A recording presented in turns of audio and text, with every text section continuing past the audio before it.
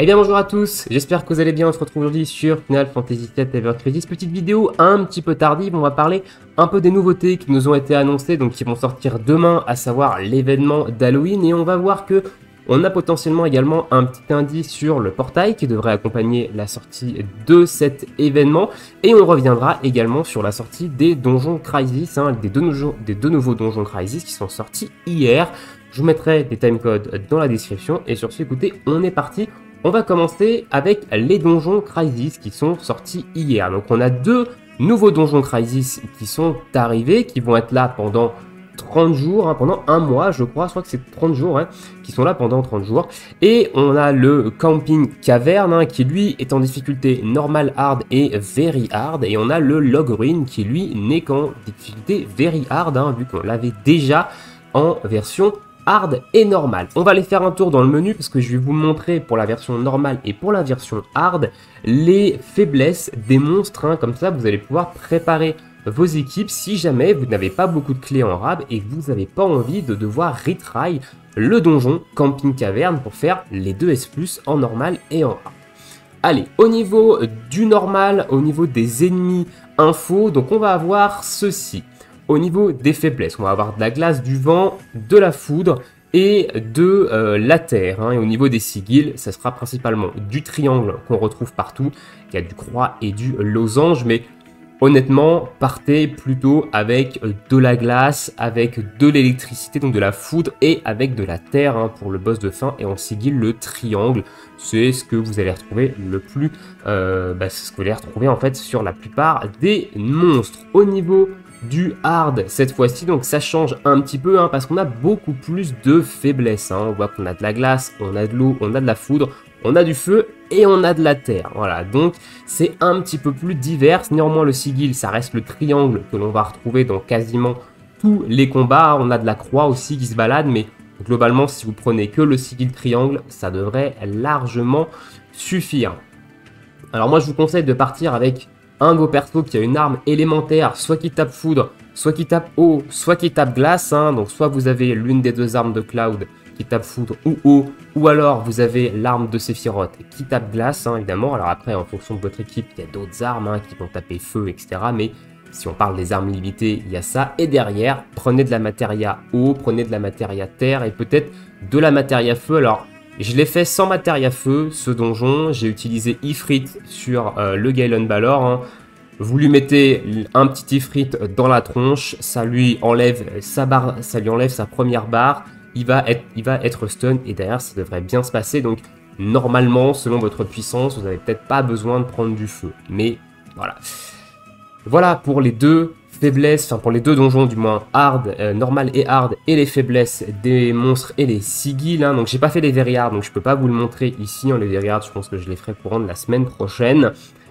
Voilà, les récompenses sont plutôt stylées, donc honnêtement, passez pas à côté, même si le very hard, vous le faites pas en S+, essayez de rater quand même le plus de récompenses que vous pouvez récupérer sur ces Crisis donjons, ça reste des récompenses quand même intéressantes.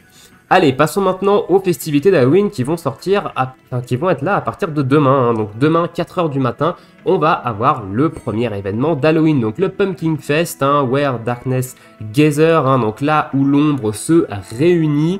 Alors c'est un événement qui a l'air, au premier coup d'œil, de ressembler pas mal à l'événement qu'on a eu pendant l'été. Donc au premier événement du jeu avec les Tomberry pastèques là. Donc là, on va devoir combattre une espèce de citrouille volante, une tête de citrouille volante. On va devoir récupérer évidemment différents monnaies, Donc on va avoir des bonbons et on va avoir des lanternes, des Dorkin lanternes et des Pumpkin Candy qu'on va pouvoir échanger dans une boutique contre un skin gratuit d'Iris, au vu de l'image. De toute façon, ils le disent ici, Limited Time Gear, donc le skin gratuit d'Iris et une arme également pour Iris. Donc le Chocobo Staff, actuellement on ne sait pas ce que l'arme fait ni ce que le costume fait, du moins de manière officielle. Je ne vais pas vous balancer des datamines ici, on verra ça demain. Mais voilà, arme free-to-play, costume free-to-play, donc évidemment si vous êtes free-to-play low spender, il va falloir aller la farmer cette arme et ce costume parce que c'est toujours bon à prendre. Et on aura également des weapon parts dans la boutique de l'événement et très certainement d'autres items. Donc Voilà, à première vue, ça ressemble quand même pas mal à l'event de l'été, où là, on peut faire le parallèle avec le costume de Zac en maillot de bain et le parasol qu'on avait à farmer dans l'événement de l'été. Donc peut-être qu'il y aura une deuxième partie à cet événement-là, peut-être qu'il y aura également une deuxième bannière qui sortira après celle qui sortira demain. Donc attention évidemment à vos ressources, donc à vos toniques pour garder toujours un peu de stamina pour farm en fait ce genre d'événement efficacement, et surtout à vos cristaux, si la bannière de demain ne vous intéresse pas, bah, il n'est peut-être pas intéressant d'aller claquer des cristaux. Mais ça on verra dans le Friday News demain, l'analyse de la bannière et l'événement plus en détail. Alors on va voir un petit peu la vidéo qu'ils nous ont présentée également sur Twitter ce matin, enfin aujourd'hui, je sais pas si c'est ce matin ou si c'est cet après-midi, je crois que c'est ce matin, qui nous présente un peu l'événement et on va voir qu'il y a un petit indice potentiel sur la bannière qui devrait sortir demain, donc la bannière qui remplacera celle d'Iris et de Matt, encore actuellement en cours. Donc écoutez, sur ce, on est parti. Je coupe le son du jeu et let's go.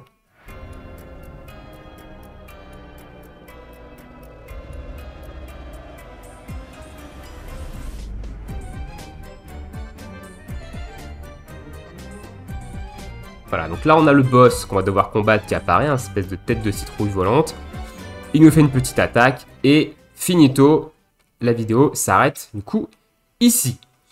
Ok, donc il y a une petite chose, qu'on voit une fraction de seconde, j'ai pris en capture d'écran, c'est ça.